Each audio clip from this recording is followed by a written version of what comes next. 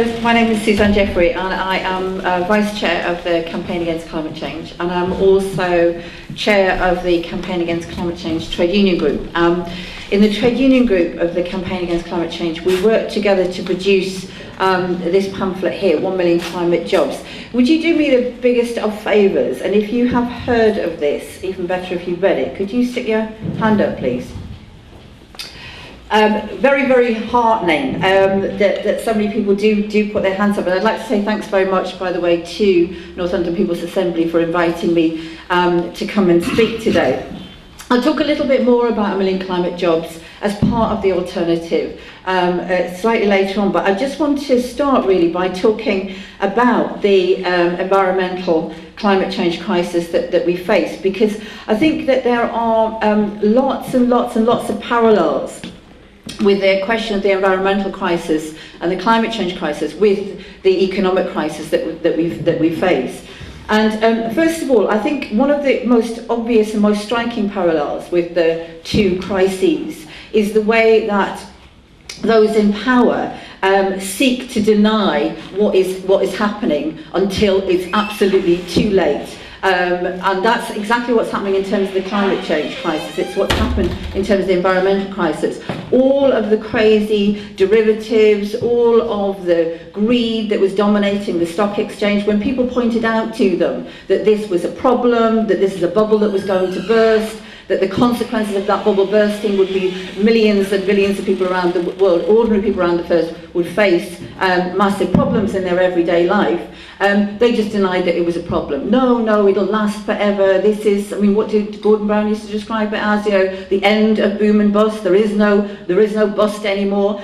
All of those kind of problems, and that's exactly what's happened around the question of climate change.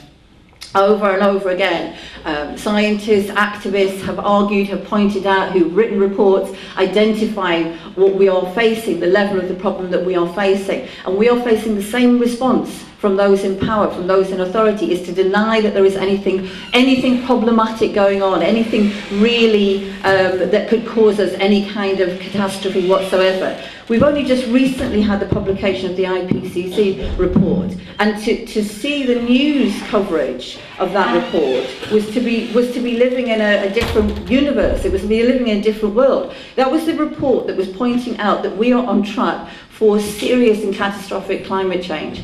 And yet all of the news reports, not the news reports that I saw, tended to focus on the fact that the IPCC admitted that they had made some mistakes, some errors in previous reports. The errors that they made in previous reports did not affect the overall understanding that was being expressed about the situation that we were in. It was an acceptance that errors have been made, but all of the news reports focused on that. In terms of the government, you'd hardly know that report, you would not know that report had been produced very, very recently. So they deny that. One of the parallels is they deny that there is a problem. The second parallel, I would say, is that they don't act to do anything about the problem. So in terms of the environmental crisis, economic crisis, what they're doing exactly the same things that they were doing that led to the crisis in the first place. Exactly the same things. When it comes to the environmental crisis, what are they doing? Are they organising to make sure that we do decarbonise our economy, that we deal with the massive rise in emissions that are causing the problem in the first place, caused by the use largely of fossil fuels and land change? No, they're not doing that at all. In fact, they're driving even faster, if that's possible, down that route. I mean, we've got this absolutely outrageous situation taking place, where around the energy crisis that we're facing at the moment, we have those in authority telling us that the energy crisis that we're facing at the moment, the rise in energy prices that will yet again this year mean the death of thousands of poor pensioners and poor people. They're now trying to blame the rise in energy prices on climate change, and climate change alarmism is the expression that Rees-Mogg used last week. Climate change alarmism is what is driving up our energy prices. Climate change alarmism is what is meaning that we're subsidising energy, and the taxpayers are paying for this. I mean, this is just quite incredible. The real subsidies are not going to deal with any of the problems of climate change. The last budget last year, which really sort of set up the energy policy of this government, included in it subsidies which we're not hearing about whatsoever. 3.2 billion was subsidised on the oil and coal and gas, on the oil and gas industry for deep sea exploration off the coast of the UK. The subsidies that they will be factoring in for the fracking industry will be enormous. And whilst they're talking about subsidies, by the way, last week it was I know there's debates about this in terms of the environmental movement, but for myself, I'm very, very clear. I don't think nuclear power is a genuine renewable energy. It's a waste of money, and it's incredibly dangerous as well. But when we're talking about subsidies, that's where the subsidies went. They have guaranteed that we are buying energy at twice the market rate in order to ensure that there is a nuclear industry in this country. So they don't even act to solve the problem. Instead, they act to drive exactly the same policies, exactly the same strategy that have led us to this place, this situation in the first place. Meanwhile, just to very quickly go back to the depth of the problem that we are in, it is an extremely serious problem. The way that they are taking us is that we will continue down the road, although alternatives are there, that has got us to this situation in the first place. James Hansen points out, he says here, 4 degrees of warming would be enough to melt all the ice. You would have a tremendously chaotic situation as you moved away from our current climate towards another one. That's a different planet. You wouldn't recognise it. We're on the verge of creating climate chaos if we don't begin to reduce emissions rapidly. One of the other things they do, which parallels the economic crisis, is to blame the wrong people. So who's being blamed at this moment in time for the problems that we're in? Energy, subsidies for renewable energy are being blamed. The Daily Mail, unbelievably, always tries to blame wind farms. You know, if you put into the Daily Mail search engine, if you put any kind of progressive ideas in whatsoever, you will see the Daily Mail search engine churn out the most obscene reactionary nonsense. This, you probably can't see it, but it's incredible.